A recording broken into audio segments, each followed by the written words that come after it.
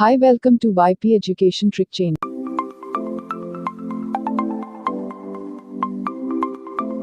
आप चैनल को सब्सक्राइब कर लें और बेल आइकॉन को प्रेस करें। आप हमारी वीडियो को लाइक, कमेंट और दोस्तों में शेयर करें। थैंक्स।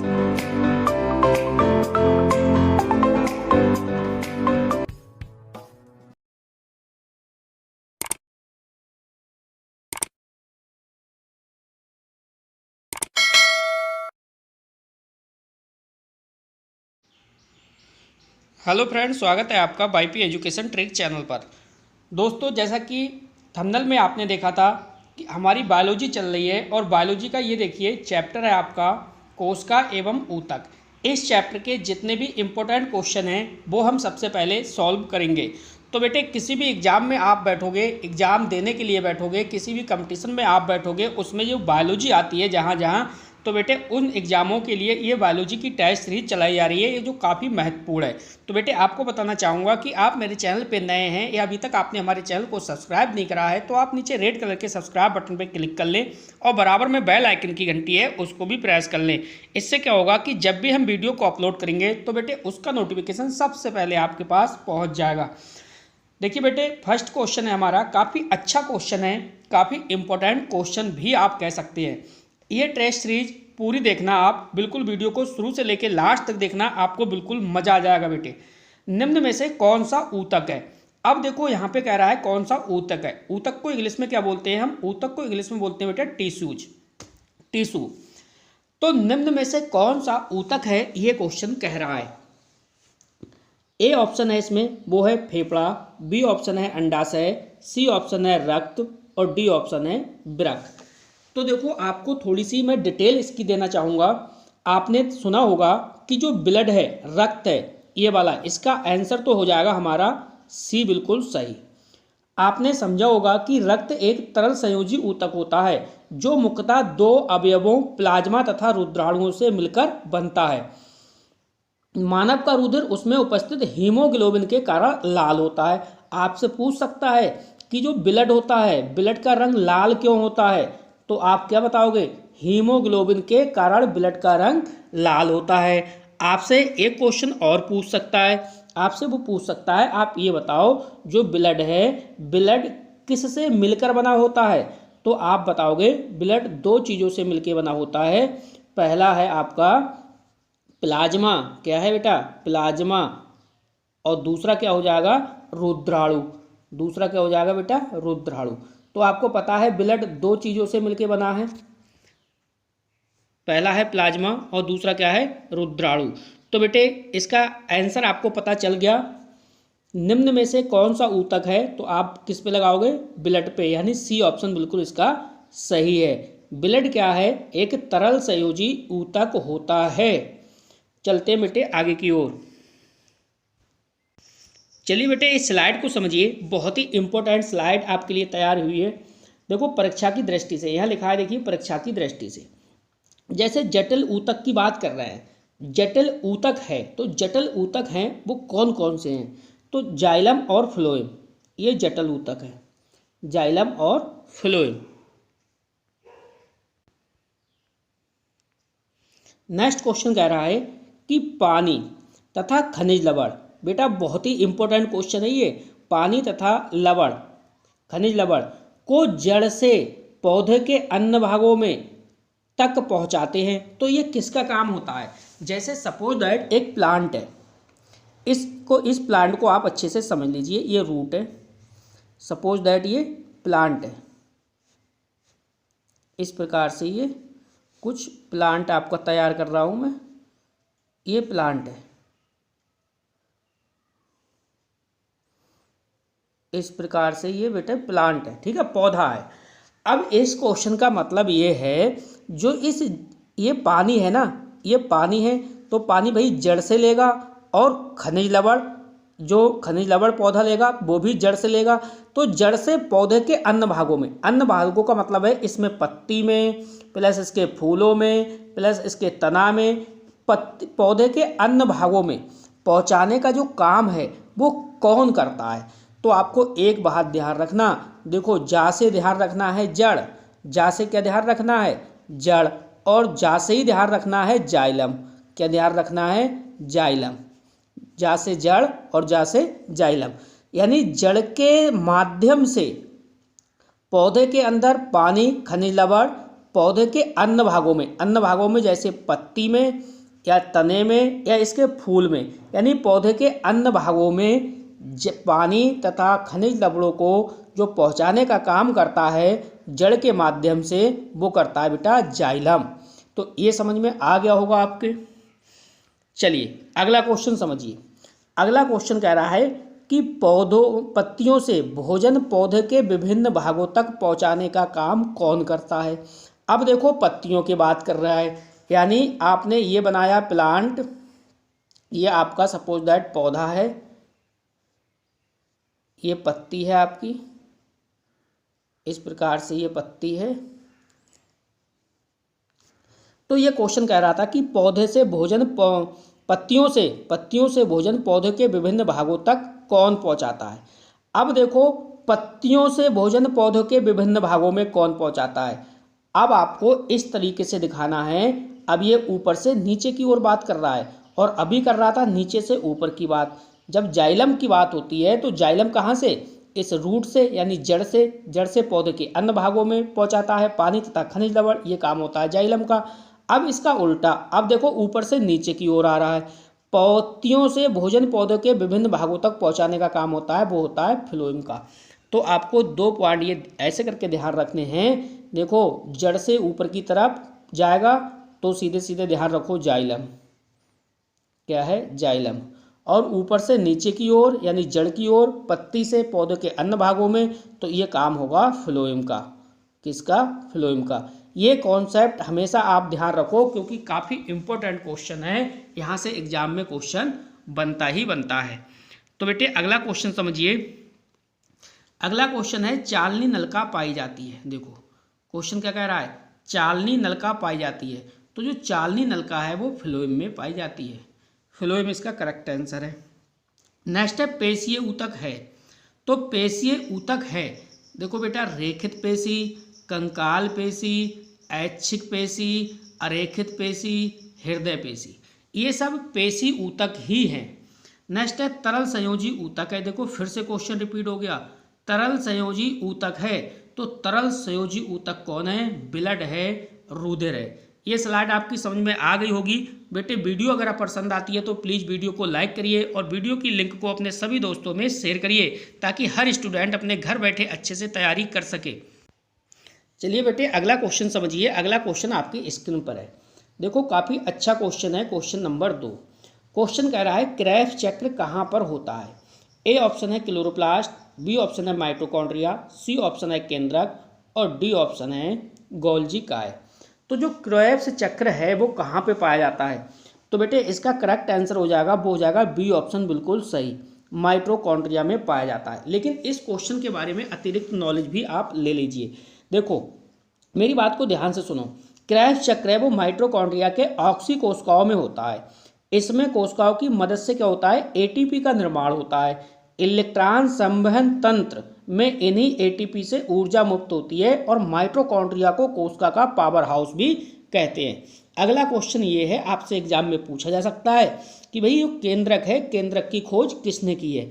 तो आप क्या बताओगे? केंद्रक की खोज की है रॉबर्ट ब्राउन ने। ये आपसे पूछा जा सकता है। अगला पूछा जा सकता है माइटोकॉन्ड्रिया की खोज किसने की है? तो माइटोकॉन्ड्रिया की खोज किसने की है? क्या बताना है आपको? अल्टमान ने। किसने की है? अल्टमान ने। अगला क्वेश्चन आपसे पूछा जा सकता है कि भाई गोल्जी बॉडी है, तो गोल्जी बॉडी की खोज किसने की है? तो आप क्या बताओगे? बता देना कैमिलो गोल्जी। क्या बताना है आपको बेटा? Camillo Golgi, Camillo Golgi. तो कुल मिला के देखो चारों क्वेश्चन के आंसर मैंने आपको दे दिए। क्लोरोप्लास्ट है तो आगे बात करेंगे। तो बेटे चलते हैं आगे की ओर। चलिए बेटे इस क्वेश्चन को समझिए। क्वेश्चन आपका कह रहा है कि एक प्रारूपी पादप कोशिका में केंद्रक की स्थिति होती है।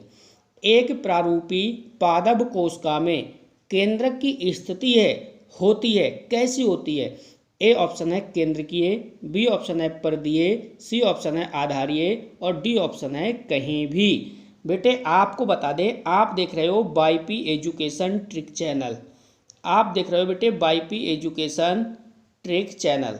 आप बेटे वीडियो को लाइक कर दीजिए और वीडियो की लिंक को अपने सभी दोस्तों में शेयर कर दीजिए। इससे क्या होगा कि जब भी वीडियो को अपलोड करूँगा तो बेटे उसकी नॉलेज आपको तो मिलेगी, साथ में क्या होगा, आप जिन बच्चों को शेयर करोगे उन बच्चों को भी इसकी नॉलेज मिलेगी। तो बेटे वीडियो की लिंक को अपने सभी दोस्तों में शेयर कर दीजिए और वीडियो को लाइक भी कर दीजिए। समझिए बेटे इसका करेक्ट आंसर, इसका हमारा करेक्ट आंसर हो जाएगा एक प्रारूपी पादप कोशिका में केंद्रक की स्थिति होती है, ये कह रहा था क्वेश्चन। तो बेटे कमेंट करिए जल्दी से इसका करेक्ट आंसर क्या होगा। तो इसका आंसर हो जाएगा परिधीय। क्या हो जाएगा? परिधीय आंसर हो जाएगा, बी ऑप्शन बिल्कुल सही है। चलते हैं बेटे आगे की ओर, देखते हैं हमारा नेक्स्ट क्वेश्चन क्या है।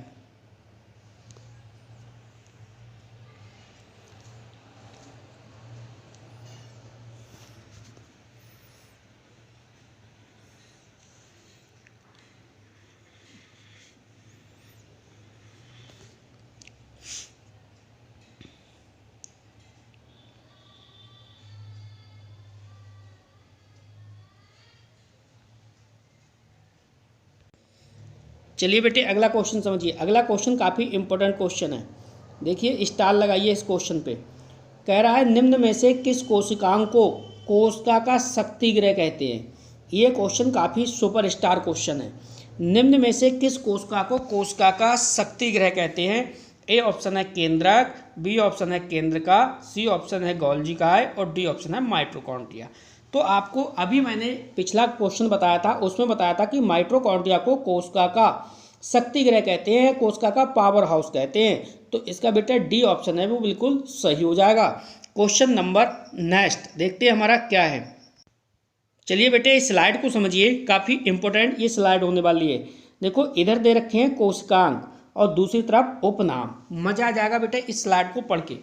देखो केंद्रक, हम केंद्रक के उपनाम को समझते हैं कि केंद्रक को किस किस के नाम से जाना जाता है। तो कोशिका का मस्तिष्क, देखो बेटा कोशिका का मस्तिष्क कहा जाता है केंद्रक को, और नियंत्रण कक्ष कहा जाता है किसे? केंद्रक को। इसके बाद है राइबोसोम। तो राइबोसोम को क्या कहा जाता है? प्रोटीन की फैक्ट्री। बेटा प्रोटीन की फैक्ट्री कहा जाता है राइबोसोम्स को। तो केंद्रक कहा जाता है किसे? कोशिका का मस्तिष्क, नियंत्रण कक्ष के लिए राइबोसोम। राइबोसोम किसे कहा जाता है? प्रोटीन की फैक्ट्री, इसका उपनाम है राइबोसोम का। नेक्स्ट है लाइसोसोम। तो बेटा लाइसोसोम को आत्मघाती थैली भी कहते हैं, इसके साथ साथ में पाचक थैली भी कहते हैं। किसे? लाइसोसोम को। नेक्स्ट है माइटोकॉन्ड्रिया। तो माइटोकॉन्ड्रिया को पावर हाउस के उपनाम से पुकारते हैं। नेक्स्ट है हरित लवक। हरित लवक को रसोई घर के नाम से पुकारा जाता है। और अगला है गोल्जिकाय। गोल्जिकाय को ट्रैफिक पुलिस के नाम से भी पुकारा जाता है। तो ये बेटे सब हमने क्या पढ़े? ये पढ़े सब उपनाम, और ये है कोशिकांग। ठीक है, स्क्रीनशॉट ले लीजिए, अच्छे से अपने कॉपी में नोट कर लीजिए, क्योंकि यह टेस्ट सीरीज काफ़ी इंपॉर्टेंट होने वाली है। तो बेटे चलते हैं आगे की ओर। चलिए बेटे अगला क्वेश्चन समझिए। अगला क्वेश्चन है आपका है पादप कोशिका में जीव द्रव कुंचन का कारण है। पादप कोशिका में जीव द्रव कुंचन का क्या कारण है? समझो। ए ऑप्शन कह रहा है बहिःपरासरण, बी ऑप्शन कह रहा है अंतःपरासरण, सी ऑप्शन कह रहा है अपशोषण और डी ऑप्शन कह रहा है फिनोसाइटिक क्रिया। अब थोड़ी सी डिटेल समझ लो आप इस क्वेश्चन की। पादप कोशिका में जीव द्रव कुंचन का क्या काम है? देखो जीव द्रव कुंचन में क्या होता है, कोशिका के अंदर पाए जाने वाले रस से विलायक अणुओं का बहिस्राव होता है, जिससे कोशिका क्या होती है? सिकुड़ जाती है। जब कोशिका सिकुड़ जाएगी तो उसी को हम क्या कहेंगे? उसी को बोलेंगे बेटा बहिःपरासरण। क्या बोलेंगे हम? बहिःपरासरण। तो इसका करेक्ट आंसर हमारा क्या हो जाएगा? वो हो जाएगा हमारा ए ऑप्शन बिल्कुल सही। पादप कोशिका में जीव द्रव कुंचन का कारण है कि भाई क्या होता है इसमें? जीव द्रव कुंचन में कोशिका के अंदर पाए जाने वाले रस से विलायक अणुओं का बहिस्राव होता है, जिससे कोशिका सिकुड़ जाती है। उसे हम बहिःपरासरण की क्रिया कहते हैं। इसलिए हमारा ए ऑप्शन बिल्कुल सही हो जाएगा। तो बेटे चलते हैं आगे की ओर। चलिए बेटे, नेक्स्ट क्वेश्चन आपकी स्क्रीन पर लग चुका है। क्वेश्चन को आप अच्छे से समझिए। क्वेश्चन कह रहा है निम्नलिखित में से किस कोशिकांग का नाम पैलेट कण भी कहा जाता है। देखिए कितने अंदर से क्वेश्चन इसने पूछा है। कह रहा है निम्नलिखित में से किस कोशिकांग का अन्य नाम पैलेट कण भी है। ए ऑप्शन है लाइसोसोम, बी ऑप्शन है राइबोसोम, सी ऑप्शन है एंडोप्लाज्मिक रेटिकुलम यानी अंतःप्रद्रपी जलका, जिससे हम शॉर्ट फॉर्म इसकी ईआर भी है, ईआर लिख देते हैं इंग्लिश में, एंडोप्लाज्मिक रेटिकुलम। डी ऑप्शन है केंद्र का। तो आपको ये बताना है कि निम्नलिखित में से किस कोशिकांग का नाम पैलेट कण भी कहते हैं। तो जल्दी से करेक्ट आंसर बताइए। देखो बेटा इसका आंसर हो जाएगा, वो हो जाएगा बी। क्या हो जाएगा? राइबोसोम। अब थोड़ी सी इसकी डिटेल को भी समझ लीजिए, समझो। देखो जो राइबोसोम की खोज की है वो बेटे की है 1955 में। कब? 1995 में। 1995 में की है पैलेट ने। एक वैज्ञानिक हैं पैलेट। तो पैलेट ने इनकी खोज की है किसकी? राइबोसोम की। अतः इन्हीं के नाम पे जो पैलेट कण है, ये पैलेट कण की बात कर रहा है ना, तो इन्हीं के नाम पर इसे पैलेट कण के नाम से भी जाना जाता है। कौन वैज्ञानिक है? पैलेट। जैसे कहते हो आप पैलाइडे पढ़ते हो, तो पैलेट के नाम पर ही पैलेट कण भी इसे कहा जाता है। राइबोसोम का काम क्या होता है? अब हम इसके अगर फंक्शन की बात करें, किसकी बेटे? फंक्शन की। अगर हम इसके फंक्शन की बात करें, फंक्शन का मतलब कार्य, तो इसका कार्य होता है प्रोटीन सिंथेसिस में सहायक, यानी प्रोटीन संश्लेषण में सहायक होता है। प्रोटीन संश्लेषण करना राइबोसोम्स का कार्य होता है। बेटे चलते हैं नेक्स्ट क्वेश्चन देखते हैं क्या है। चलिए बेटे अगली स्लाइड समझिए, बहुत ही अच्छी स्लाइड है, देखिए आपके लिए तैयार हुई है, काफ़ी अच्छी स्लाइड है। क्वेश्चन क्या कह रहा है, क्वेश्चन को समझो। कोशिका की खोज की, तो कोशिका की खोज की है बेटा रॉबर्ट हुक ने। कब की है? 1665 में। ये आपको ध्यान रखना है। क्वेश्चन को स्टार लगाइए बेटे, कॉपी कलम को लेके बैठिए, आप इस क्वेश्चन को नोट करिए। अगर आपके पास कॉपी कलम इस समय नहीं है तो आप इसका स्क्रीनशॉट अच्छे से ले सकते हैं, क्योंकि ये काफ़ी इंपॉर्टेंट क्वेश्चन होने वाले हैं। बेटे इस क्वेश्चन पे स्टार लगाइए।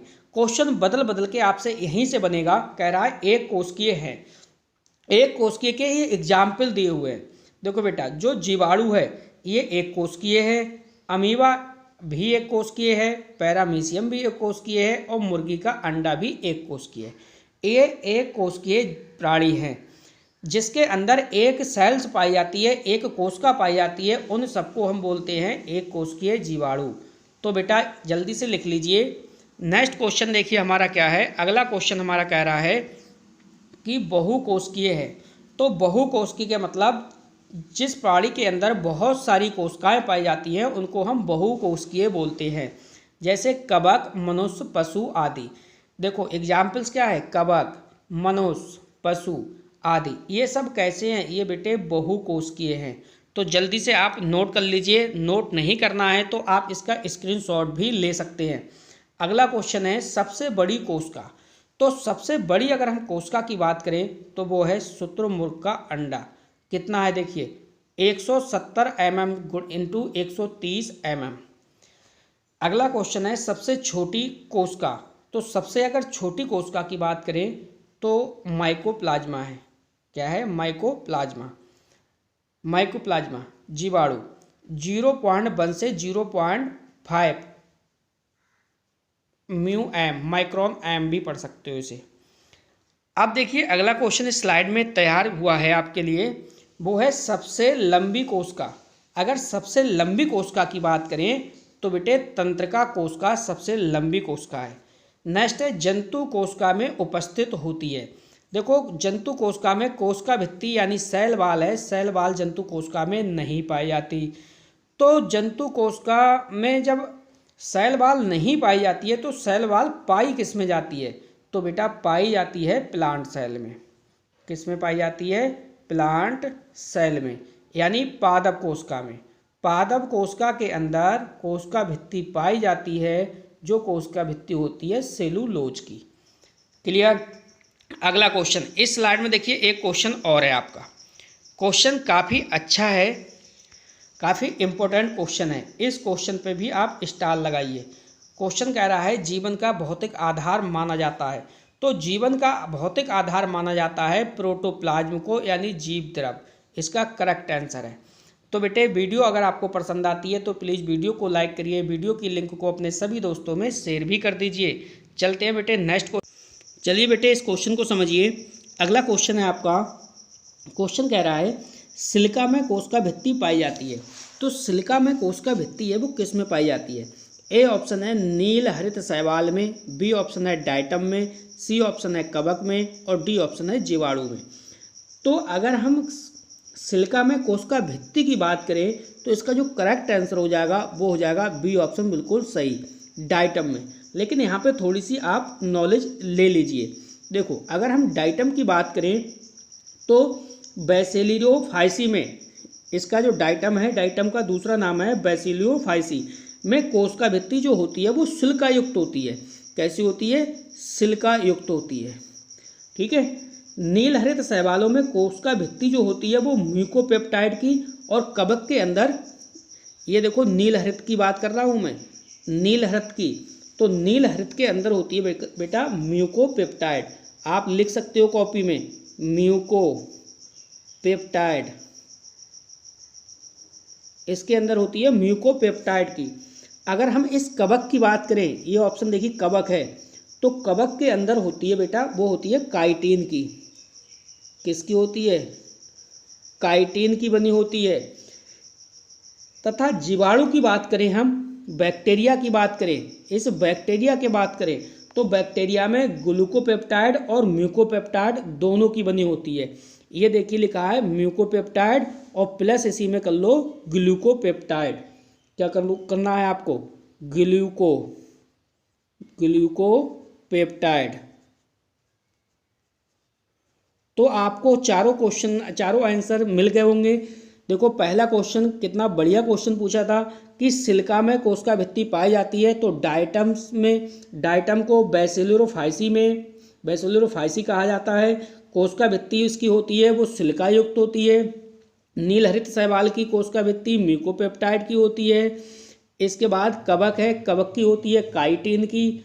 और जो जीवाणु है, जीवाणु के अंदर म्यूकोपेप्टाइड तथा ग्लूकोपेप्टाइड दोनों की कोशिका भित्ति बनी होती है, दोनों की कोशिका भित्ति से बनी होती है।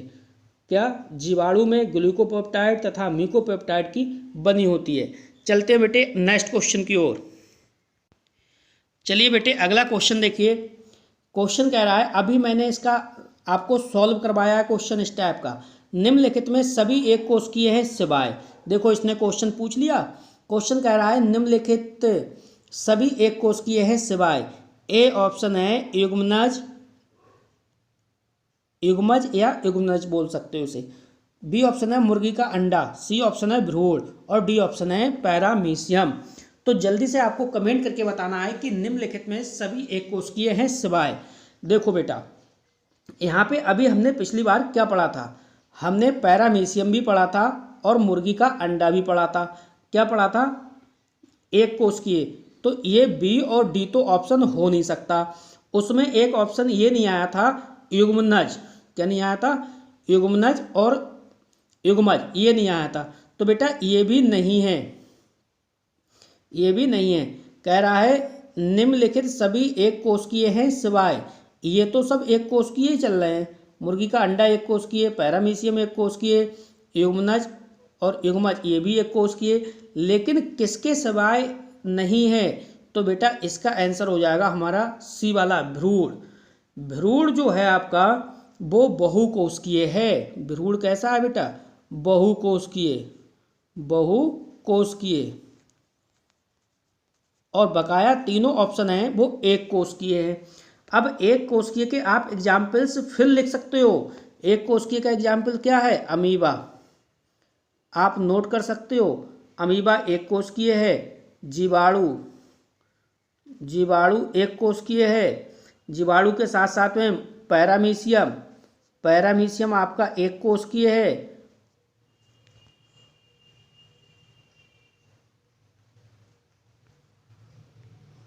पैरामीशियम के साथ साथ में आप युग्मनज भी नोट कर लीजिए। क्या? युग्मज। ये भी एक कोशिकीय है। इसके साथ साथ में मुर्गी का अंडा भी नोट कर लीजिए, मुर्गी का अंडा ये भी एक कोशिकीय है। तो आपने नोट कर लिया होगा। एक कोशिकीय जीव कौन कौन से हैं? अमीबा, जीवाणु, युग्मनज, मुर्गी का अंडा और पैरामीशियम, जिसके अंदर सिर्फ और सिर्फ एक कोशिका पाई जाती है। तो बेटे चलते हैं आगे की ओर। ये क्वेश्चन समझ में आपके आ गया होगा। चलिए बेटे इस क्वेश्चन को समझिए आप। क्वेश्चन कह रहा है कि रेखित पेशी का उदाहरण है। रेखित पेशी का उदाहरण कौन सा है?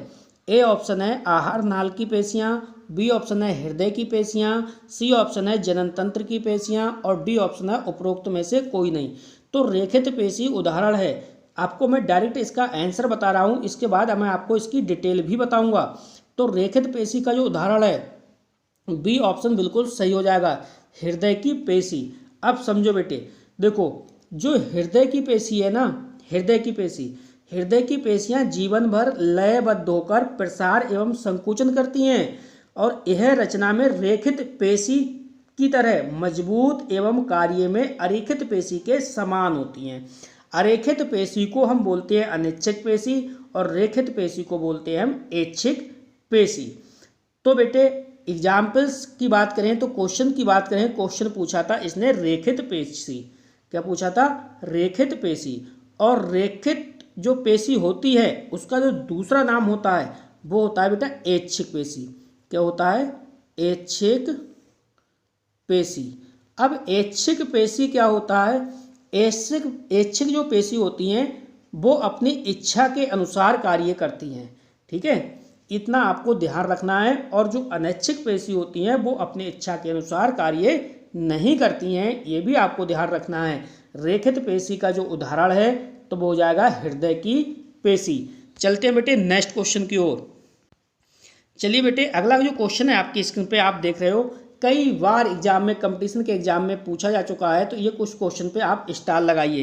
क्वेश्चन काफ़ी अच्छा क्वेश्चन है और वेरी वेरी इंपॉर्टेंट क्वेश्चन है। इस क्वेश्चन पे आप स्टार लगाइए।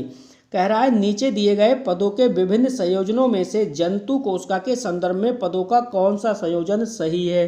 देखो बेटा, ए ऑप्शन कह रहा है केंद्रक, प्लास्टिड, कोशिका झिल्ली, कोशिका भित्ति। बी ऑप्शन कह रहा है केंद्रक, क्रोमोसोम, राइबोसोम, कोशिका भित्ति। सी ऑप्शन कह रहा है इसमें कोशिका झिल्ली, chromosome, ribosome, mitochondria. D option कह रहा है कोशिका झिल्ली, राइबोसोम, क्लोरोप्लास्ट और माइटोकॉन्ड्रिया। तो देखो पदों के, यानी ये बिल्कुल सिस्टम से लगा हुआ है बेटे। इस क्वेश्चन में आपको पहचानना है कि इसका करेक्ट आंसर है वो क्या है। अगर हम बेटे इसकी करेक्ट आंसर की बात करें तो आप समझिए, इसका जो करेक्ट आंसर है वो सी वाला ऑप्शन बिल्कुल सही है। सबसे पहले देखिए कोशिका झिल्ली, और कोशिका झिल्ली के बाद क्रोमोसोम, क्रोमोसोम के बाद राइबोसोम और राइबोसोम के बाद माइटोकॉन्ड्रिया। अब थोड़ी सी इसकी डिटेल समझ लीजिए आप। देखो जंतु कोशिका में कोशिका भित्ति नहीं होती है, जंतु कोशिका में कोशिका भित्ति नहीं होती है। अब देखो यहाँ पे क्या कहा जा रहा है? जंतु कोशिका, जंतु कोशिका कहा जा रहा है। अब आपको पता है जंतु कोशिका में कोशिका भित्ति नहीं होती, तो भैया इसमें तो देखो दे रखा है कोशिका भित्ति। ए ऑप्शन इसलिए गलत हो गया, बी ऑप्शन इसलिए गलत हो गया क्योंकि इसमें भी कोशिका भित्ति है। तो हमारे बचे थे दो ऑप्शन, सी और डी। इसी को हमें क्रम में लगाना था। अब आगे समझिए, देखो कोशिका भित्ति तो नहीं होती जंतु कोशिका में, बल्कि कोशिका जीवद्रव झिल्ली से ढकी रहती है। एक जंतु कोशिका क्रोमोसोम, राइबोसोम, माइटोकॉन्ड्रिया, लाइसोसोम से बनी होती है। और जंतु कोशिका में हरित लवक तथा रसदानी भी नहीं पाया जाता, क्लोरोप्लास्ट और वैक्यूल्स भी एब्सेंट होता है। तो इस क्वेश्चन का जो करेक्ट आंसर है वो हमारा सी वाला बिल्कुल ऑप्शन राइट है।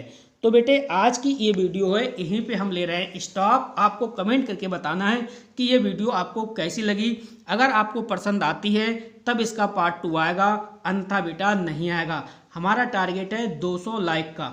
200 लाइक इस वीडियो को करिए जितने भी जल्दी से हो सके, क्योंकि बेटे जब आपको वीडियो पसंद नहीं आएगी तो मेरे पढ़ाने का कोई भी मतलब नहीं है।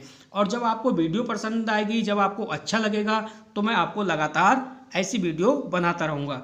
तो बस बेटे वीडियो देखने के लिए आपका बहुत बहुत धन्यवाद। आपका दिन शुभ हो।